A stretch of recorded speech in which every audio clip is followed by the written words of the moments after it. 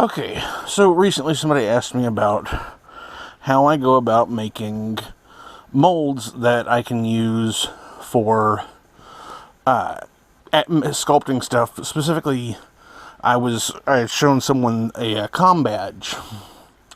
I figure where I'd sculpted and made a copy of a comm badge, and it was one of the generation style ones.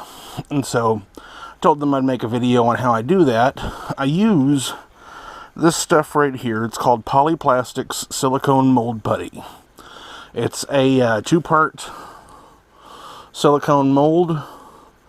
You just take out what you need and you get an equal part of each, and you rub them together, squeeze them all together until you have enough of what you need. And you want to get an equal amount, and it doesn't have to be exact.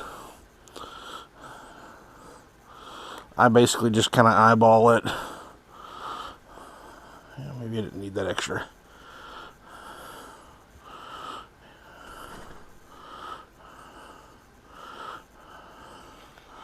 And then once I've got what I feel is about the right amount, I take and squeeze them and fold them around until the whole thing is a consistent light blue color. You want to try it and see if there's a little bit of like marbling still going on there. You want to get it to where it's all consistent. And you probably might be thinking, wow, that's a lot if you're just doing the comm badge. I'm actually I'm going to be using the Scotty, because I want to get the belt buckle and the badge, and I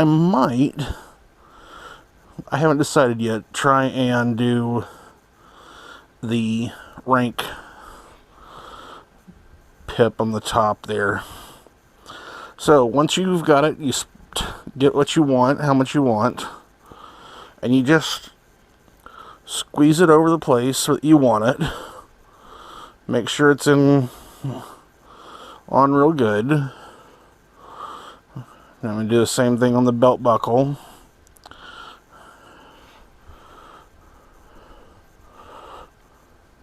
And the good thing about the figures is this plastic, you don't really, it releases really well. If you're doing this off of something like that's made of like wood or metal or even clay, make sure that it's real good and dry, and then you coat it in Vaseline. But I was originally doing that when I first started using this stuff, and I realized that the plastic that the figures are made of actually releases really well. So I've got the 3 spots that I want. They're going to stick on there for a little while. I believe it takes about 4 hours for it to harden, and then once it does, you're set. I'm going to end up leaving it overnight because I'm about to go to bed myself. And so we'll pick this up tomorrow and show you the rest. Okay, we're back. It's the next day, and these are dry. And let me see if you can see. This picks up the detail of this stuff really super well, as you can see there. And comes out real nicely. You can see you've even got that little lip on the belt that goes around it. And now that you'll see, these are totally dry, totally hardened. I mean, they're still flexible, which is good. And then what you can do is you can choose whatever type of material you want for making the item. You could use a UV resin. That would be really good, because I mean, it would literally be just putting a drop in there and then putting the UV light on it for a couple of minutes. You can use epoxy, which is what I've got here. and which, you know, it takes a couple of hours for it to get totally hardened. And all I really do with that, I press it in, and then I give it a wipe, which I did a little too hard.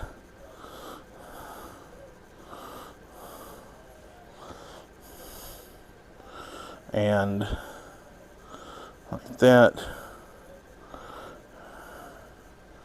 And then try and peel some of that excess away.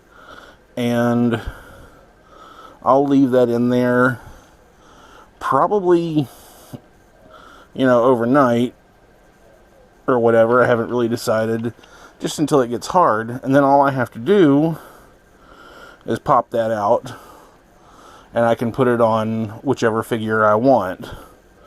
I'm going to go ahead and make a belt buckle while I'm at it.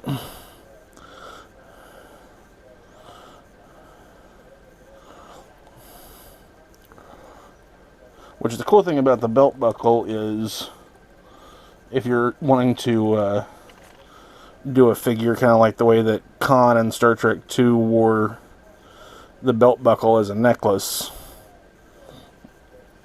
that's really easy to do with this. So yeah, it's that simple. And now I've got 3 new molds that I can use anytime that I want. So just remember, you can check out Polyplastics. Great company, great materials. And this is, I think this is about $20 for the 2-part mold putty. Definitely recommend it if you're wanting to make small accessory type items like this. In fact, I could show you possibly a few more that I've made. Hang on. Okay, so yeah, here these are my bags of other molds that I've made. For example, the necklace that came with Sarek. Or no, Spock, sorry, the motion picture Spock. I made a mold of that, so you can use that to make more shapes like that.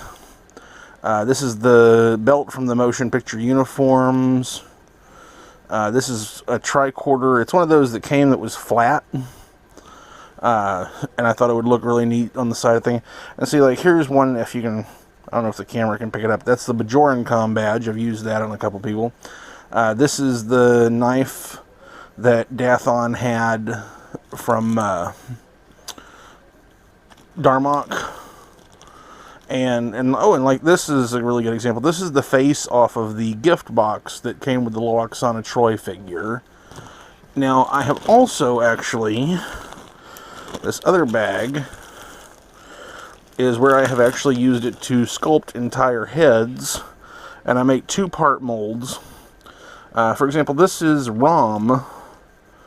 Now, if you do this, if you do decide to make 2-part molds like this, you need to make sure, and after you make one half of it, and actually I make this half that's got the little bumps. I do indentations first, then I sculpt part of the head, and then I coat it with Vaseline and make the other half that goes on the other side of the face. A lot of times I will actually use a little bit of clay when I'm making the first half. I'll use a little bit of clay to get it set properly. Here's another one. This is, I believe that's Dr. McCoy that I did there. And let's see, one more. This one is Spock, I think. Or no, Sarek. Yeah, that's Sarek. To me, I saw the pointed ears. So yeah, this stuff is really awesome. I definitely recommend it if you want to make molds for making stuff for your figures, or if you want to start making duplicate heads. Especially with, it's not always easy to find heads, and so that's why I do this, is so that I can make extras. I've also done it in the traditional silicone mold way as well. But thank you guys, and enjoy, and have a good day.